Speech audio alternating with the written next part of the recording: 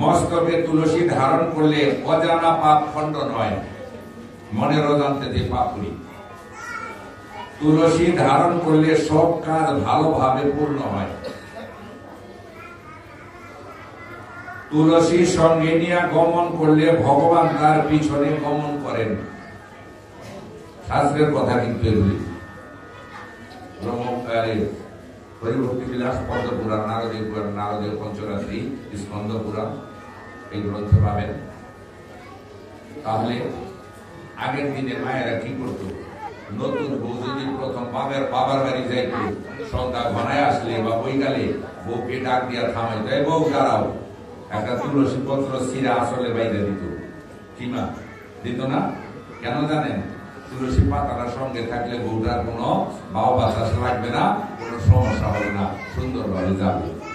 এই জন্য শাস্ত্রে বলা আছে, বাবারা যেখানে যান একটা তুলসী পত্র নিয়ে পকেটে নিয়ে যাবেন। যত বড় বিপদ হোক, অ্যাক্সিডেন্টে লেখা থাকলে অ্যাক্সিডেন্ট হবেন না, একমাত্র এটা তুমি। সহস্র কোটি গুণ তুলসী, আমরা কয়টা জানি? একটা পত্র সঙ্গে নিয়ে যাবেন, বিপদ হবে না। এই জন্য বলছে তুলসী সঙ্গে নিয়ে গমন করিলে হরি তার পিছনে পিছনে গমন করে, হরি পিছনে পিছনে যায়। তুলসী ধারণ করলে বিষ্ণু লোক প্রাপ্ত হয়। ভগবানকে নিবেদিত তুলসী সেবন করলে, গতকাল বলা হয়েছে এটা, ভগবানের চরণে অর্পণকৃত তুলসী নিবেদন করলে গতকাল বলেছি কি হয়? 2,05,92,000 কৃষ্ণ নাম ভিতরে প্রবেশ করে। এটা গতকাল বলা হয়েছে। রুক্মিণীর অহংকার মোচন করেছিলেন নারদ মুনি। এই জায়গাটা একটু বলতে হয়, রুক্মিণীর অহংকার হয়েছিল, তখন নারদ মুনি গেল যে আপনার তো খুব অহংকার, আপনি আমার ভগবানের প্রথম স্ত্রী। এর চেয়ে অহংকারী ছিল সত্যভামা, মানে খুব অভিমান ছিল সত্যভামা। এখন রুক্মিণী বলল, কই আমার তো কোনো অহংকার নাই। আচ্ছা, তাহলে অহংকার যদি না থাকে আমি আপনার কাছে কিছু চাইলে দেবেন তো? নারদ মুনি বললেন, হ্যাঁ, দ্বারকায় তো ধন ঐশ্বর্যের কোনো কিছুর অভাব নাই, দ্বারকায় ঐশ্বর্য আর বৃন্দাবন হলো মাধুর্য, তাই তো? বৃন্দাবনে হলো ভক্তি, রাধার জয়, দ্বারকায় ধনৈশ্বর্য, কৃষ্ণের জয়। তাই দিবেন তো? ত্রিসত্য করালেন, চাও কি চাইবে, এমন কিছু বাদ নাই আমার প্রভুর নাম আছে দ্বারকায়, কি চাই? ভাবলো টাকা পয়সা শোনাবে না, চাইতে পারে নারদ মুনি। তখন বললো দিবেন, ত্রিসত্য করিয়ে বললেন, তোমার যে কৃষ্ণ আছে গোবিন্দকে চাই। সর্বনাশ, এইটা দেওয়া যাবে না, অন্য কিছু চান মুনি বললো না, ত্রিসত্য করেছেন, গোবিন্দকে দিতে হবে। ধুলায় করে লুটিয়ে কাঁদতে লাগলেন রুক্মিণী। তখন এই অবস্থা দেখে নারদ মুনির একটু দয়া হইল, বললো তাহলে দেবেন না প্রভুকে, আপনি ত্রিসত্য করে ভঙ্গ করবেন? বললো না, অন্য কিছু চান মুনি বল। আচ্ছা, তাহলে একটা কাজ করেন, গোবিন্দকে যখন দেবেন না, তার ওজনে যা ধন সম্পদ ধরে এইটা দেন, তাহলে আমি খুশি। এইটা দেওয়া যায়, কৃষ্ণের ওজন আর কতটা হবে? তাই পালা আনলেন বড় করে, কৃষ্ণকে এক ধারে দিলেন আর এক ধারে ধন সম্পদ দিতে লাগলেন, কিন্তু পরিপূরক হচ্ছে না। সমস্ত ধন সম্পদ টাকা পয়সা দিয়ে দিলেন, কিন্তু পরিপূরক হয় না, পালা ওঠে না, এদিকে নামে না কৃষ্ণের দিকে, সমান্তরাল হইলেই তো পাবে, এখন উঠে না। পরিশেষে কি করলো জানেন? তার অহংকার মোচন হয়ে গেল যে এখনো আপনার অহংকার আছে। আর একটা কথা মনে করলো, শুধু মনে করে, আমার দোষ না, আপনাদের দোষ, কারণ আপনারা যা বলান আমি তাই বলি। ভক্তের কৃপা না হলে ভগবানের কৃপা হয় না। তাই যা এখন এক কাজ করেন, অহংকার হয়েছে তো, এক জায়গায় প্রশ্ন করছে কয়দিন আগে, জায়গার নাম মনে থাকে না, এত জায়গায় ঘুরতে ঘুরতে মনে রাখতে পারি না জায়গার নাম। বলতেছে স্বামী স্ত্রীকে ভাগবতে যাইতে দেয় না, কীর্তন শুনতে যাইতে দেয় না। এখন আবার বাম পাশের থেকে আরেকজনে বলতেছে খালি স্বামীদের কথা বললেন না, স্ত্রীরাও তো স্বামীদের যাইতে দেয় না। না করে এত কীর্তন কিসের রাইতে জানার দরকার নেই। এখন উভয় সংকট হইল তো, তাই না? দুই পক্ষই এখন বুঝ দিতে হবে, যাইতে দেয় না। কারণটা কি জানেন? ভাগবত বলে, আমার কথা নয়, পূর্ব জন্মে থাকে যদি অপরাধ প্রচুর, ইহ জন্মে কৃষ্ণ নাম না লাগে মধুর। যদি কোন স্বামী বাধা দেয়, ভাববেন ওই স্বামীর দেহে অনেক পাপ জমা আছে, পূর্ব জন্মের অনেক অপরাধ জমা আছে। অপরাধ জমা থাকলে তারা কৃষ্ণ নাম ভালোবাসে না, অপরাধ জমা আছে। কোন স্ত্রী যদি বাধা দেয়, তাহলে ভাববেন ওই স্ত্রীটার মধ্যে অনেক জন্মের অপরাধ জমা রয়ে গেছে। অপরাধ বলতে পাপ, এগুলি জমা থাকলে তারা কৃষ্ণ নামে আসে না, যাইতে দেয় না, ভালোবাসে না। গতকাল এই কথাগুলি বলেছিলাম যে আপনারা কেন আসতে পেরেছেন? পূর্বজন্মে আপনাদের মাতা পিতা কৃষ্ণ ভক্ত ছিল, তাদের কৃষ্ণ ভক্ত রজবীজে দেহ, এমন কৃষ্ণ ভক্ত দেহ আজ আমরা বৈষ্ণব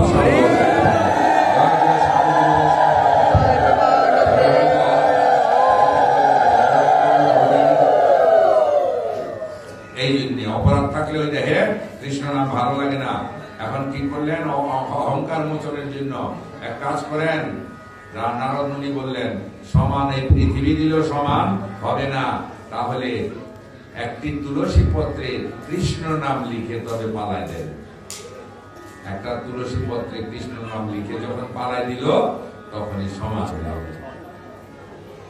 এই প্রান্ত ধন সম্পদ রেখে একটা তুলসী পত্র দিল সমান, তাহলে তুলসী পত্রের উল্টা বোঝা গেল। হ্যাঁ, এই জন্য শুধু দিলেই হবে না, এই তুলসীটার মধ্যে আবার প্রেম মাখানো থাকতে হবে, ভক্তি মাখানো থাকতে হবে, না হলে হবে না। এমনি দিলে হবে, প্রেম ও ভক্তি মাখিয়ে তারপরে দিতে হবে। হ্যাঁ, যেমনটি কালী ভক্ত ছিলেন আয়ান, কালী ভক্ত ছিলেন আয়ান ঘোষ। সেই আয়ানের পূজা আসতেছে, আগামীকাল পূজা। মায়ের কাছে গিয়া বলতেছে আগের দিন, মা তুই আমাকে ফর্দ দিস না কোনো, আমি বাহিরের কোনো কিছু আনতে পারবো না তোর পূজার জন্য। অনুরাগী ভক্ত কি করব জানিস মা? ধর্ম নামের একটা ঘর করিব স্থাপন, বিশ্বাস নামের আম্রপল্লব করিব অর্পণ। কিসের ঘর? ধর্মের ঘর। আমি দিলাম মাটির ঘর বা পিতলের ঘর, আর সে দিবে ধর্মের ঘর। এই যে ঘরটা বসানো কেন আমরা কিন্তু অনেকে জানি না। কেন ঘর দিই? দেবদেবীকে, গোবিন্দকে কেন ঘর দিই?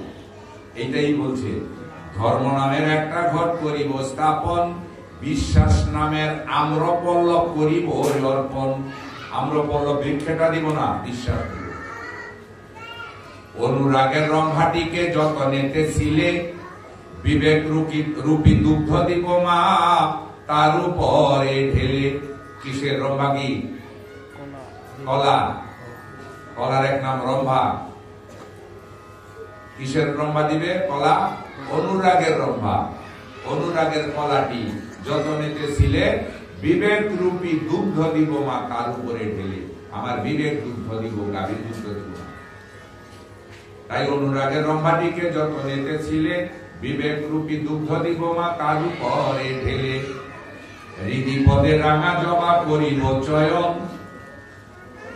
প্রেম ভক্তি মাখিয়ে তোমার পদে করিব অর্পণ।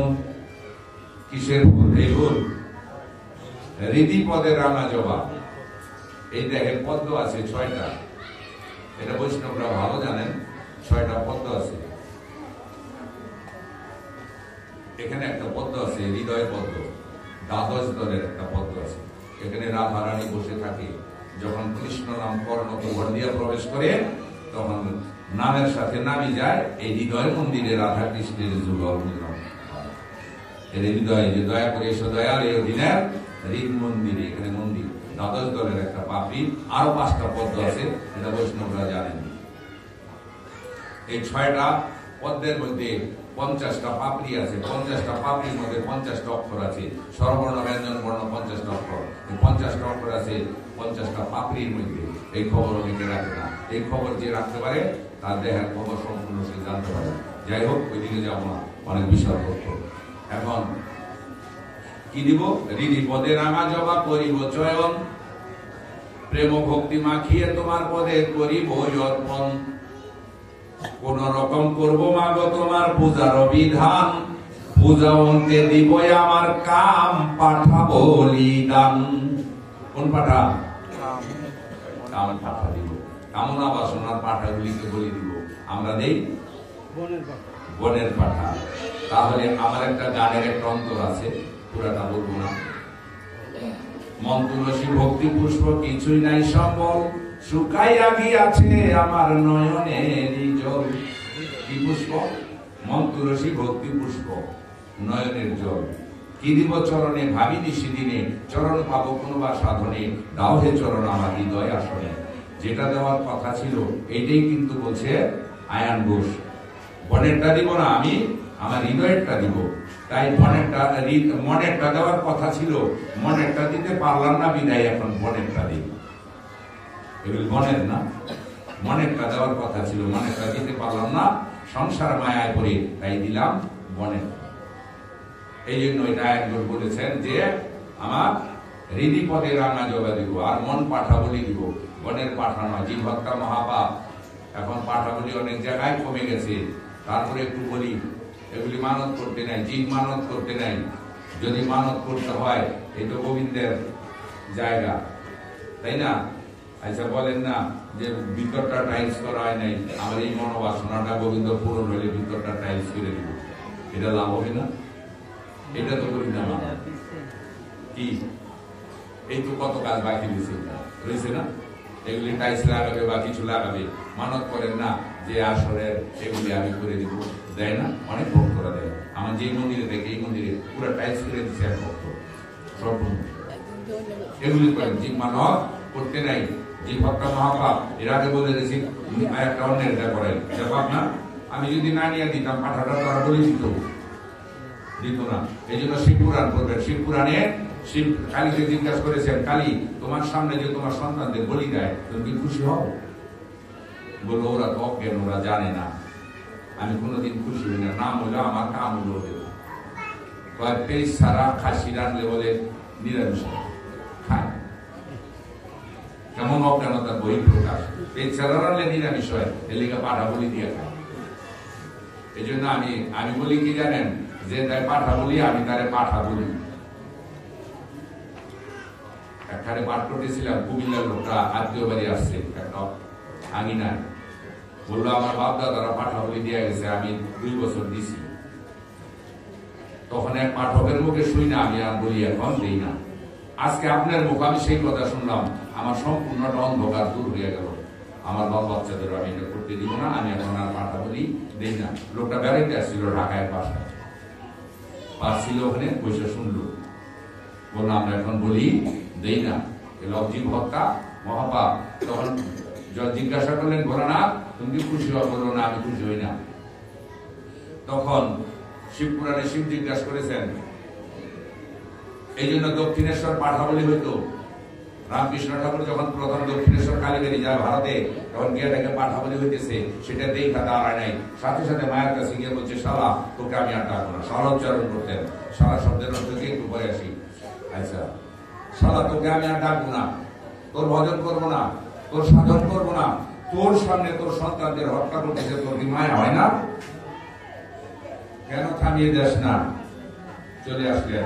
ওই দিন থেকে দক্ষিণেশ্বর কালীবাড়ি আজও পাঠা বলি হয় না। খবর নিয়ে দেখবেন, যারা যাবেন পাঠা বলি দেয় না। ভারতে এখন অনেক জায়গায় বন্ধ হয়ে গেছে পাঠা বলি, চাল কুমড়া দেয়।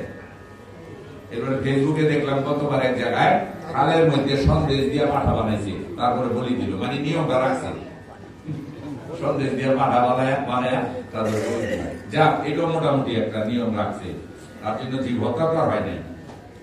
এখন কালিকা শক্তি একটা গ্রন্থ আছে, আমাদের দেশে পাওয়া যায় না, ভারতে পাওয়া যায়। কালীর কথা শিব যখন জিজ্ঞাসা করলেন শিবপুরাণ থেকে, কালিকা শক্তি একটা গ্রন্থ আছে। কালিমা বললেন, মমদারে মম যজ্ঞে যো নরা পশু ঘাতকা তে নরা নরক জানতি যাবৎ চন্দ্র দিবা পরম।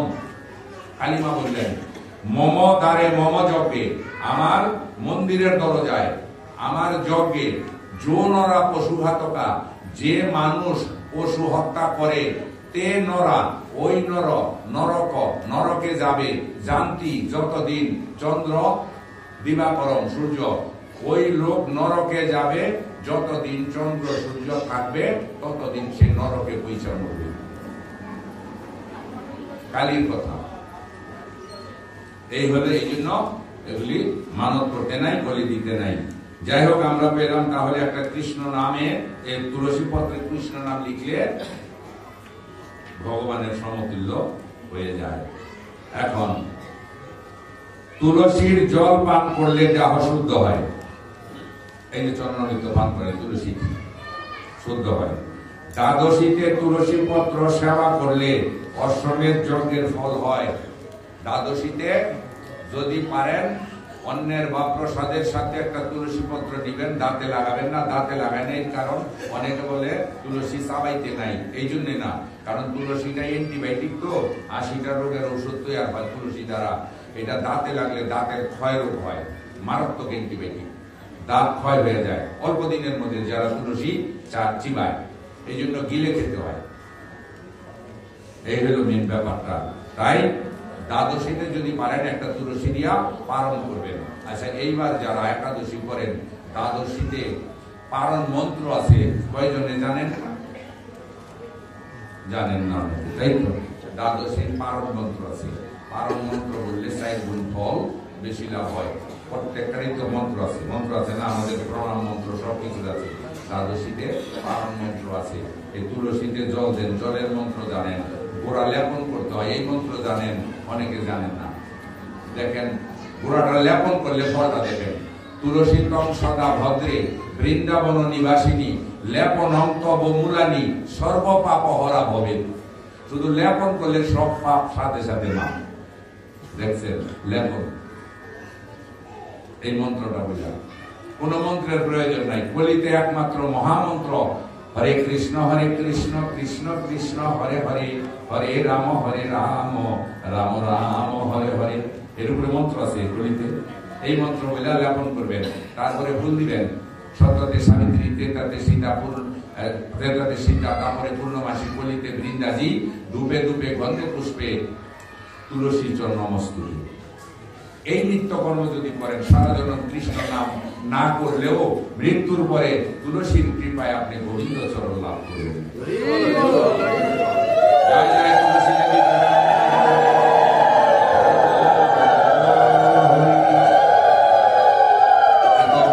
অনেক গুণ, সহস্র কোটি গুণ এই তুলসী দেবীর। তাই গোড়াটা লেপন করবেন, এরপরে ফুল দিবেন, কি দিবেন, সন্ধ্যাবেলা প্রদীপ দেখান, ভালো কথা, ওই জায়গায় পরে আসতেছি। তুলসীর মৃত্তিকা তিলকের সাথে মিশিয়ে ধারণ করলে সমস্ত তীর্থের ফল হয়। যেটা আগে বললাম, এই একাদশী, এই দ্বাদশী পারণ মন্ত্র, যেটা পারণ মন্ত্রটা হইল একাদশাং নিরাহার ব্রতে নানেন কেশব প্রসিদ সুমুখ নাথ জ্ঞান দৃষ্টি প্রদব। তারপরে এটা হলো পারণ মন্ত্র। আর তুলসী মৃত্তিকা যদি তিলকের সাথে একটু মিশিয়ে নেন, তাহলে কি হয়? সর্বতীর্থের ফল হয়। প্রতিদিন তিলক ধারণ করবেন, সর্বতীর্থের ফল পাবেন। তিলক ধারণ মাত্র একটু মিশিয়ে দিবেন তিলকের সাথে এই তুলসীর মৃত্তিকা। আরেকটা করবেন, একটু বেশি করে তুলসীর মৃত্তিকা গোড়া থেকে নিয়ে সবার ঘরে ঘরে রেখে দিবেন। আপনার ঘরে কোনো পাপের কাজ হবে না, অমঙ্গল থাকবে না, রোগ ব্যাধি কমতে থাকবে, কারণ তীর্থের মাটি আপনার ঘরে। এগুলো অনেকে জানেন না, তাই বলে দিই। এটা তো টাকা পয়সা লাগবে না, লাগবে। তাহলে তুলসীর মৃত্তিকা একটু মাটি ঘরে নিয়ে রাখবেন। ঠাকুরের আসন আছে যাদের, আসনের নিচে রেখে দিলেন। কি হরিপ্রিয়া কৃষ্ণপ্রিয়া তুলসী গোবিন্দের চরণ তলে থাকলো। গোবিন্দের চরণ পাওয়ার জন্য 40,000 বছর বরফের পাহাড়ে ধ্যান করছে তুলসী, এক পায়ে দাঁড়িয়ে বাতাস আহার করে। তাহলে চরণ তলে একটু রেখে দিবেন, আর তিলকের সাথে একটু মিশে রাখবেন। যে বাবারা মায়েরা দীক্ষা শিক্ষা নেন নাই, স্নান করে কপাল খালি রাখতে নাই, মায়েরা সিঁদুর পরে, আর যাদের এই জগতের স্বামী চলে গেছে তারা তিলক দেয়। তাই তো কপালে, কেন? এই কপালে বিষ্ণুর বাস, ব্রহ্মা বিষ্ণু, ব্রহ্মা বিষ্ণু শিব, কপালে এর বাস। ভাগ্যলি কতদিন লেখা থাকে এখানে মাঝখানে। তিলক যারা পড়েন তারা এক আঙ্গুল জায়গায় রাখতে হয়, ওই জায়গায় বিষ্ণু বসে কপালে। এই কপালটা শুকনা কাঠ, লোহা, শুকনা বাঁশ, তারপরে লোহা, শুকনা বেত, এগুলির মধ্যে ঠেকাইতে নাই, ভালো ভাগ্য লিখন নষ্ট হয়ে যায়। অনেক পরবছর দেওয়া থাকে মন্দিরে, আপনারা কপাল ঠেকায় ভক্তি করেন, ওইভাবে করবেন না, হাত রেখে হাতের উপরে কপাল ঠেকাইবেন। তাই তুলসীর রজ ধারণ করলে সমস্ত তীর্থের ধুলির ফল পাওয়া যায়। তুলসীর রজ বলতে কি? তুলসীর গুড়ার মৃত্তিকা, তাই তো। রজ, রজ বোঝেন? রজ কারে কয়? আপনারা না বললে আমি শিখুন মৃত্তিকা। এই যে আমার বাবাগুলি মুরব্বী বসে আছে, আমার পিতৃতুল্য, আমারও তো কিছু শিক্ষার আছে। শিক্ষার কোনো শেষ নাই, শিক্ষার কোনো বয়স নাই, জন্ম হইতে মৃত্যু পর্যন্ত শিক্ষার আছে।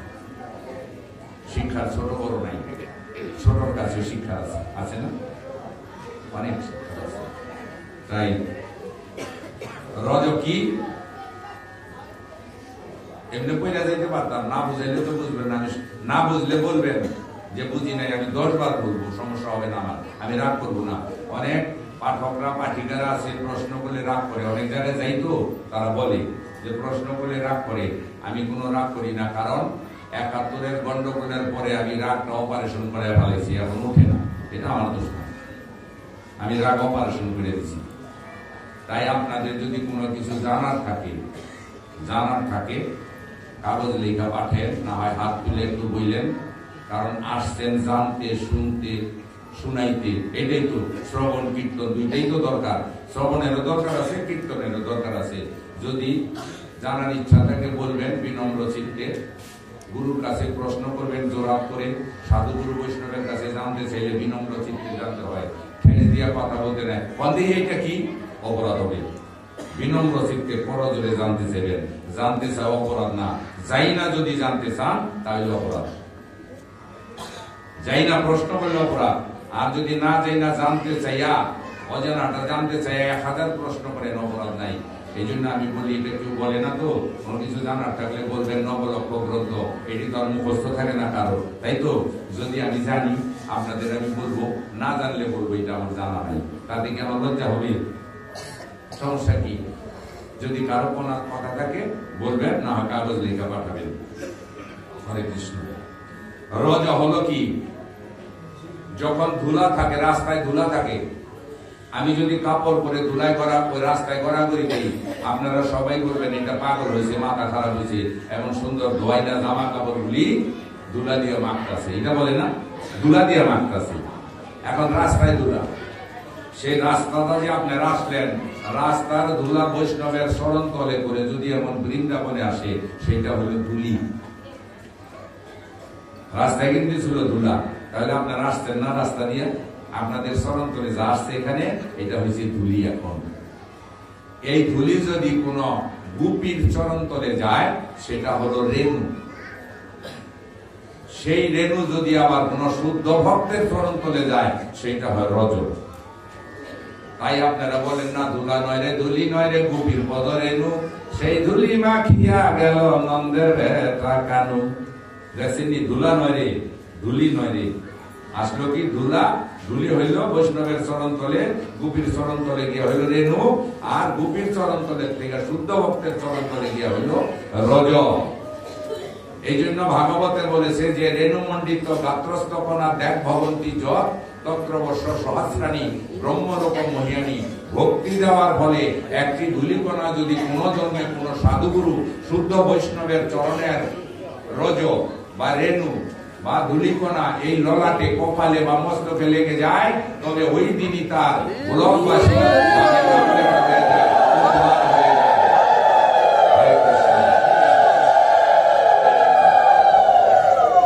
তাই তো পরীক্ষিত রাজা আপনাদের মতন আগে এসে বসেছিলেন নৈমিষারণ্য বনের কিনারে এই ভাগবত শ্রবণ করার জন্য। পৃথিবীর রাজা আগে এসে বসেছিলেন।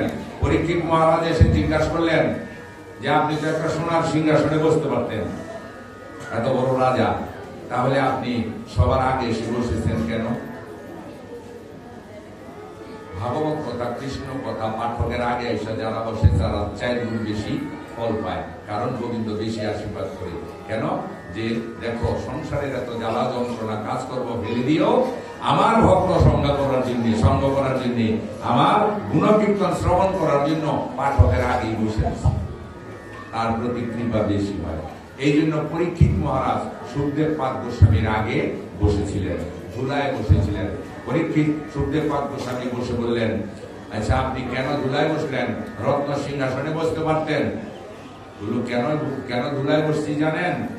যে এই রাস্তা দিয়ে এখানে 60,000 মুনি ঋষি আপনাদের মতো বৈষ্ণব আসছে, তাদের চরণ ধুলি এখানে পড়ে আছে। যখন ধুলির কথা হবে তখন আমি ধুলি কোথায় পাবো? সিংহাসনে বসে থাকলে আমার সিংহাসন থেকে নামতে হবে। সুখদেব পাদ গোস্বামী উপরে থাকলে পড়ে যাওয়ার ভয় থাকে, আর নিচে বসলে পড়ে যাওয়ার ভয় থাকে। তাই দেখেন আমিও কত অপরাধী। আপনারা বসেছেন ধুলায় নিচে, আমি বসেছি উপরে। এটাও আমার বিবেকে বাধা লাগে। নোয়াখালী গেছি, স্টেজের উপরে একটা সিংহাসন দিয়েছি, এমন করে সাজে এত ভক্ত 70-80 জন হিন্দু, এত ভক্ত শিব ভক্ত সব।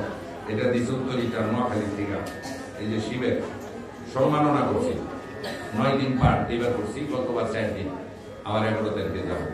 তাই এটা বসতে আমার খারাপ লাগে। যখন সিংহাসন দিছে, এখন শুরু হবে তো সময় সরাই তো বলতে পারতেছি না। মনের কাছে খারাপ লাগলো, অপরাধ স্বীকার করে ওইটার মধ্যে বসে ওদিন পাঠ করলাম, করার পরে নাইমা তারপরে বললাম আগামীকাল এই সিংহাসনটা রাখবেন না।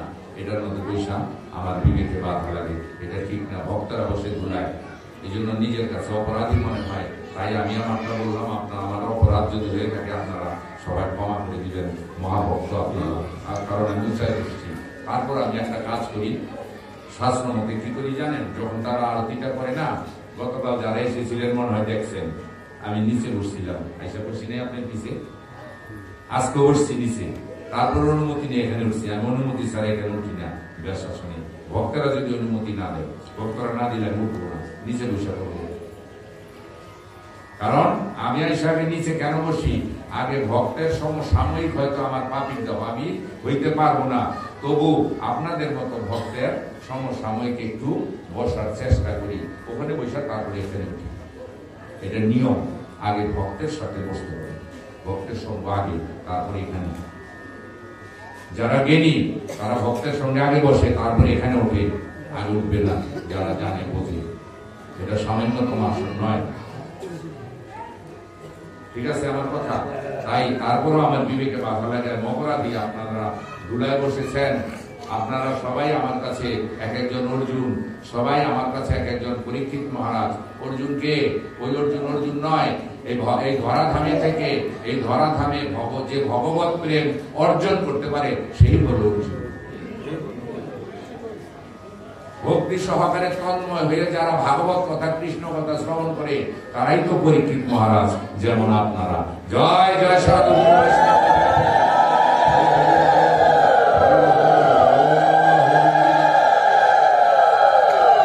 তাই যখন বললেন আপনি যে ধুলায় বসেছিলেন, যখন ধুলার কথা হবে ভক্তের, তখন সিংহাসন থেকে আমার নামতে হবে। ধুলা পাবো কোথায়? এই জন্য পারতেন একটা ভালো বস্ত্রে, তাও বসেন নাই। বনের মধ্যে সেগুনের পাতা থাকে, এত বড় বড় একটা পাতায় বসতে পারতেন, তাও বসেন নাই। শুধু ধুলির মধ্যে বসেছিলেন ভক্তের চরণ ধুলির জন্য। এরপরে পরীক্ষিত মহারাজ সুখদেব পাদ গোস্বামীকে প্রথম জানতে ছিলেন, জিজ্ঞাসা করেন নাই। প্রশ্ন করলে অপরাধ, জিজ্ঞাসা করলে অপরাধ, জানতে চাওয়া অপরাধ নাই। এখানে স্তর আছে, কিন্তু বৈষ্ণব আছে না কথা? জানতে চাওয়া, জিজ্ঞাসা করা, আর্গুমেন্ট করা, এটা এক জিনিস। আর বিনম্র চিত্তে জানতে চাওয়া, এটা হলো বিনম্র ভাব, এটা কোনো অপরাধ হয় না।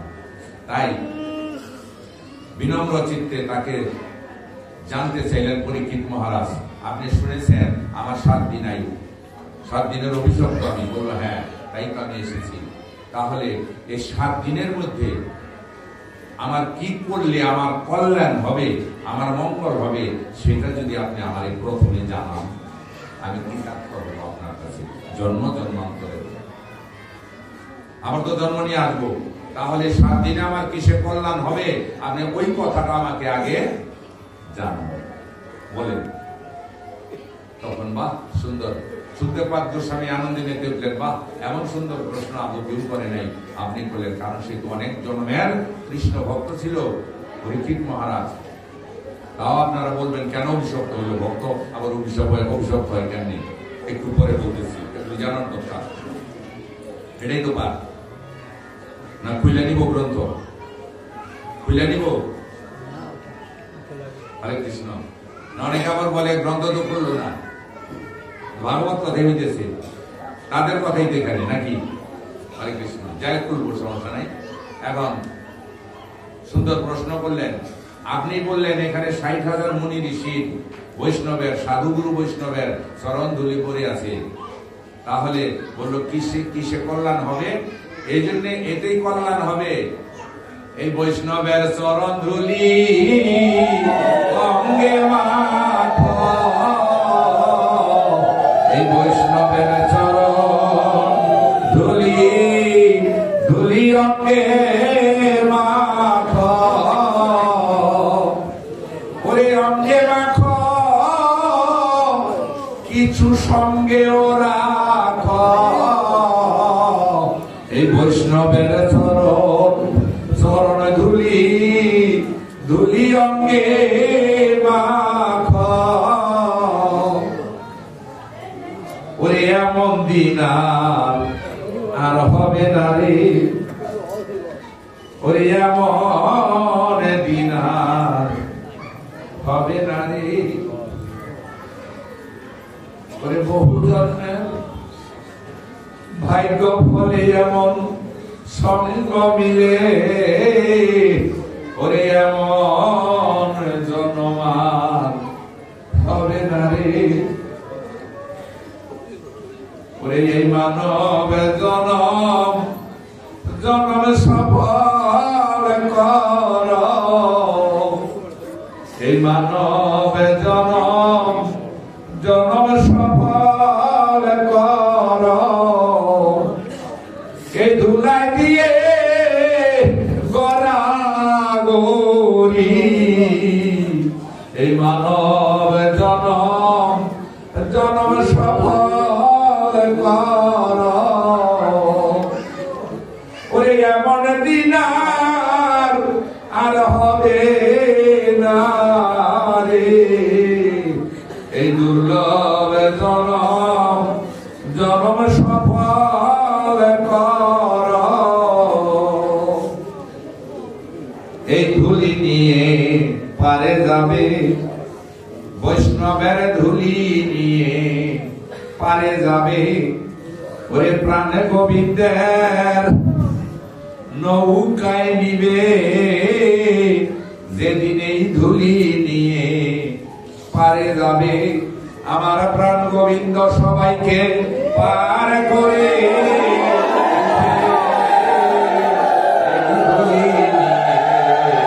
পারে যাবে, এই ধুলি হবে পারের করি, ওরে গোবিন্দ দিবে ভব পার করি, এই ধুলি হবে ওই পারের করি।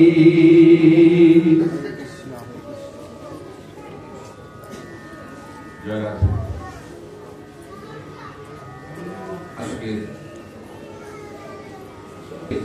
প্রথম পাঠ আস্বাদন করলেন সুখদেব পাদ্যস্বামী পরীক্ষিত মহারাজের উদ্দেশ্যে। এটা পরেরটা তো আপনারা সবাই জানেন, আমরা আগের থেকে তো গতকাল নারদ মুনি এটা সূচনা করেছেন, তাই এখান থেকেই আজকে আমাদের আস্বাদন করার কথা। আর একটু তুলসী মাহাত্ম্য আছে, হয়তো শুনবেন না, কেউ তো এগুলি সংগ্রহ করে না, আমি করি, অনেক রাত্র জাগতে হয়, অনেক গ্রন্থ থেকে এগুলি সংগ্রহ করতে হয়, শুধু ভক্তের জন্য, আমার মতো অভক্তের জন্য নয়। তাই তুলসীর কাষ্ঠ সহ দাহ কার্য করলে কোটি জন্মের পাপ খণ্ডন হয়ে গোলক প্রাপ্তি হয়। গতকাল বলেছিলাম কিন্তু বাবাদের এক খণ্ড তুলসী শ্মশানে নিয়ে যেতে, মায়েদের বলছি আপনারা ওই আটি থেকে এক খণ্ড দিয়ে দিবেন, আপনার কোটি জন্মের পাপ খণ্ডন হয়ে গোলক প্রাপ্তি হবে। তুলসীর চন্দন নিয়ে যদি মারা যায় সে গোবিন্দ চরণ পায়। তুলসী চন্দন চিনেন? তুলসী চন্দন আপনারা যে চন্দন ব্যবহার করেন এইটা অরিজিনাল চন্দন খুব কম, যারা কলিকাতা থেকে আনে হয়তো একটু অনেক দাম নেয়, কেউ কেউ এনে থাকে, আর এখান থেকে যারা কিনে বেশিরভাগ অরিজিনাল চন্দন পাওয়া যায় না, খুব কম, তারপরে এক টুকরা পাইলে অনেক দাম। বেশিরভাগ সেন্ট দেওয়া পেয়ারা গাছের ডাল, বেল গাছের ডাল থাকে। ওই চন্দন ভুইসা আমরা গোবিন্দ চরণে দিই। তুলসী চন্দন ব্যবহার করবেন, ওই চন্দন ফেলে দিবেন, ওই চন্দনের প্রয়োজন নাই। তুলসী চন্দন কোনটা? এই তুলসী বৃক্ষ যেগুলি মোটা হয়ে পেয়ে যায়, এই গোড়া থেকে একটা টুকরা কর্তন করে নিবেন। এটার মধ্যে কি আর সন্দেহ থাকবে? ওইটা সন্দেহ থাকে, বেল গাছ না পেয়ারা গাছ, এইটাই কোনো সন্দেহ নাই। তাই এটাকে বলে তুলসী চন্দন। এই তুলসী চন্দন আমার গোবিন্দ খুব পছন্দ করে। তুলসী চন্দন দিয়া তুলসী লেপন করে গোবিন্দের চরণে দিবেন। আর এই তুলসীতে এতটুকু মঞ্জুরি আসে না, ছোট বড় মঞ্জুরি নয়। এই ছোট মঞ্জুরি 2টি পত্র সহ কোন বাবা কোন মা জীবনে হয়তো একবারও যদি তুলসী চন্দন মাখিয়ে একটা মঞ্জুরি 2টি পত্র সহ গোবিন্দের ডান চরণে দিতে পারেন, তাহলে কোটি জন্মের পাপ খণ্ডন হয়ে আপনি গোবিন্দ চরণ লাভ করবেন, অন্তত জীবনে একবার।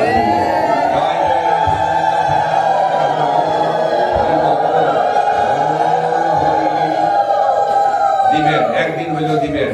তাই আপনারা এই তুলসী চন্দন আর গঙ্গায় ফেলে দিবেন না, আটি করে ঘরে রাখবেন। আর যদি বেশি থাকে আরেকজনকে দান করেন, সেটাও আপনি ফল পাবেন। বেশি থাকলে আরেকজনকে দেন, তার বাড়িতে নাই, তাকে দিয়ে দিবেন, লাভ হবে। তাই তুলসী চন্দন ব্যবহার করবেন।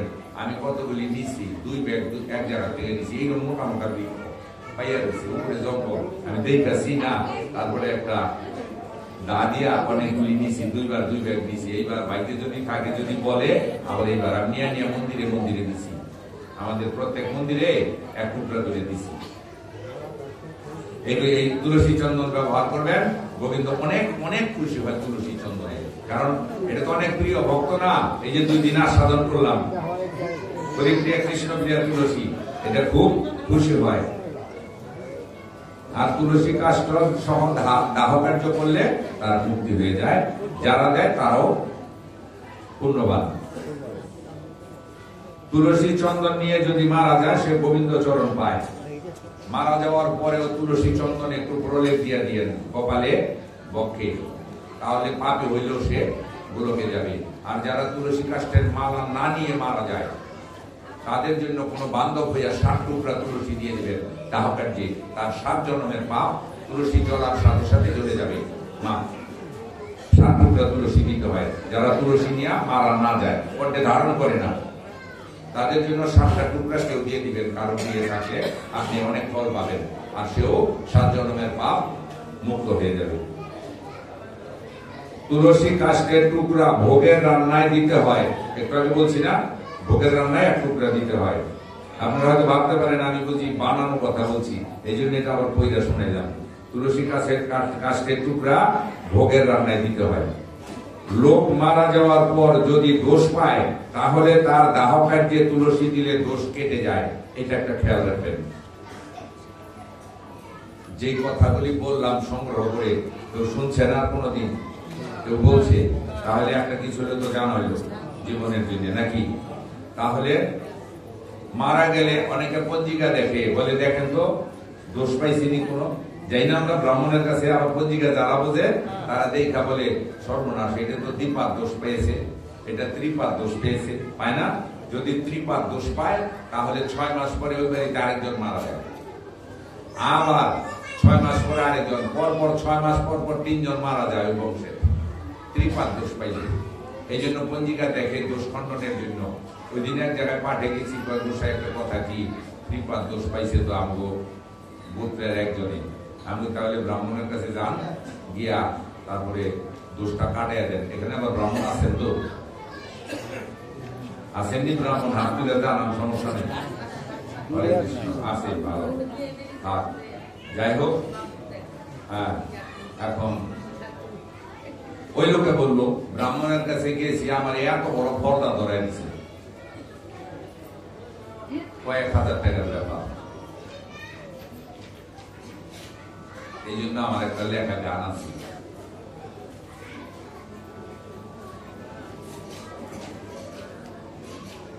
আমার মার শ্রাদ্ধে কি কি মন্ত্র বলে আমি এগুলি মুখস্থ করছি। গাটকাম করে না, গাটকামে গিয়া মন্ত্র করে আকাশস্থ বায়ুর ভূত আত্মস্নাগ্ধ সুখী ভব, এই মন্ত্রটা দশায় করে শ্রাদ্ধের করে গাটকামে করে। আরো লেখা আছে আমার কাছে, আমি মনে রাখছি। আকাশস্থ বায়ুর ভূত আত্মস্নাগ্ধ সুখী ভব। তাই জিজ্ঞাসা করলাম এটার বাংলা কি, আর জানলো বলতে পারবো না। যাই হোক, মন্ত্র পরে ঝোলা ভরে বাড়িতে করে গমন, মরার পরে সবাই করে শ্রাদ্ধের আয়োজন, থাকতে দেয় না খাইতে শুইতে, মরলে কাকেরে করায় ভোজন। মানে আমি দেখা বাস্তবটাই পরে গানটা লিখছি। মা বাপ থাকে ভাঙা ঘরে, ছেলে থাকে ভালো ঘরে, জিজ্ঞাসা করে দেখে না কখন গিয়া দেখলাম এক জায়গায় এতটুকু একটা সালার মধ্যে না হইলো 70-80টা তালি, ওই সালাটা আবার তালি দিতেছে। ওর মায়ের জিজ্ঞাসা করলাম এই সালাটা কি করবে, ওই সালাটা তার ছোট ছেলের পাক করে ঘুমায়, তালি দিতেছে। আরো 70-80 তালি আছে, 90 বছর বয়স, শুয়ে সুতা দেয়। এটা আমার চোখের দেখা। বললাম তার একটা পাটি কিনা দিয়ে সর্বনাশ, এটা দিলে বলছে বাদ দুটো উঠাতে হবে, ছেলেদের অপমান হবে না। দেখেন ছোট ছেলে রান্না করে থাকে, কালি করির বেড়ায়, এদিক দিয়ে বিলে ঢুকে ওদিক দিয়ে বেরিয়ে যায়। বড় ছেলে নতুন টিন দিয়া ঘর করছে, 15 হাত বারান্দাটা খুশকি দিয়ে দেখলাম বারান্দায় কিছু আসেনি, দেখাইলাম। না হলে আমি আপনাদের কাছে বলতে পারবো না বাস্তবটা। দেখলাম বারান্দাটা খালি। তাহলে মায়ের 90 বছর মায়ের জায়গাটা বড় ছেলের বারান্দায় জায়গা হইতেছে না, সালা সিলাই কইরা তারপরে ছোট ছেলের রান্না করে ঘুমায় মায় মশার কামড়ে। এরপরে গানটা লিখলাম। হ্যাঁ, এরপরে আমারও মা চলে গেল। চলে যাওয়ার পরে না বললো তো নয়, সত্য ঘটনা। চলে যাওয়ার পরে বড় ভাই কলা পাতায় ভাত না লইয়া লইয়া, আমি তো পিছে 3 ভাই, মাঝখানে একজন, আমি ছোট, পিছে ডাকতাছে কাকাশুরা হোক, কাকাশুরা হোক। আর পিছন থেকে আমি জোরাত করে বলতেছি একটা কাকাশুরা আয়ো। 15 দিন একটাও আসে নাই। বাবার বেলা 15 দিন একটাও আসে নাই। আমি না করছি, আমি খাইছি না। কেন? আমার মায় কাউ হইয়াইব, আমার বাবায় কাউ হইয়াইব, দরকার কেন কাক হয়ে আসবে? সেই রূপে আমি দর্শন করছি, আমার অন্তরে ওই রূপে যেন থাকে। কি যাই হোক, এখন এই বাস্তব জিনিসটা দেখলাম। এরপরে আবার মারা গেল ওই লোকটা, গেলাম ঘুরে ঘুরে বৃষ্টি, আহা যে বড় পোলা ধুলাই কইরা করা কই নিয়ে সিগারেট পাঠাচ্ছে মার জন্য, তার বারান্দায় ঠাই হয় নাই মার। এই হলো বাস্তবতা। হরে কৃষ্ণ। যাই হোক, পরিশেষে চেষ্টা করবো যদি আপনারা বলেন তবে গাওয়া। তাহলে লোক মারা যাওয়ার পরে পত্রিকা দেখবেন, যদি ত্রিপাদ দোষ পায় 1 টাকাও খরচ করতে হবে না। আমার গ্যারান্টি না, শাস্ত্র গ্যারান্টি। এই যেটা বললাম, কি বললেন? লোক মারা যাওয়ার পর যদি দোষ পায় তাহলে তার দাহ কার্যে তুলসী দিলে দোষ কেটে যায়। যদি পারেন একটা পেয়ে যাওয়া একটা তুলসী বৃক্ষ দাহ কার্যে দিয়ে দেন, দোষ চলে যাবে। এই জন্য আগে জিজ্ঞাসা করছি ব্রাহ্মণ আছে নি? এটা তো ব্যবসার মাথায় গাড়ি দিতে আইসি। ব্রাহ্মণ থাকলে আমার বকুন রাগ করবো, আমার ব্যবসা নষ্ট হবে।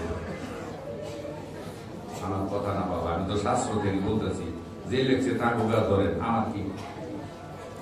তাহলে ত্রিপাদ দোষ, দ্বিপাদ দোষ কেটে যাবে আপনি 1 খণ্ড তুলসী যদি দিতে পারেন। দোষ না থাকলেও 1 খণ্ড তুলসী দিলে সেগুলো আপনি দিলেন, আপনার লাভ। হরে কৃষ্ণ। তুলসী ঘরে নিয়ে পূজা দিতে হয়। যার সুবিধা আছে টপটা ঘরে নিয়ে প্রতিদিন পূজা দিবেন, এরপরে বাইরে আনবেন। এই তুলসীটা ঘরে নিলে ঘরটার সাথে সাথে পবিত্র হয়ে যায়। রোগ জীবাণু থাকলে মারা যাবে, আপনার দেহের রোগ ব্যাধিও চলে যাবে। ঘরে নিয়ে টপটা পূজা দিতে হয়। আর যাদের ওই সুবিধা নাই তাদের তো আর সম্ভব না নেওয়া। তারপরে এখন সুবিধা আছে মায়েরা, গতকাল বলছি ডায়াবেটিসের ফুল তুলসী বলছি না? দেখেন সংসারে সবকিছু করি, এখন আর মাটির টব লাগে না, লাগে একটা তেলের বোতল কেটে নিলে হয়ে যায় প্লাস্টিকের। ওই মধ্যে গ্রামে কত মাটি, একটু মাটি দিয়া একটা বৃক্ষ লাগাইলে কিন্তু হয়ে যায়, আছে না? আমার ঘরের সামনে 8-9টা পাইবেন, আমি তো রাখা থাকি। ব্যাগ করে নিয়ে আসলে ব্যাগ করে আর কিছু দিব না, মাটি দিবে। রাগারাগি করি, বেবির মধ্যে সিন দিতে অসুবিধা হয়, তাও নিয়ে ওই যে প্লাস্টিকের বোতলে ইয়ের মধ্যে সেগুলি বুনতে থাকে।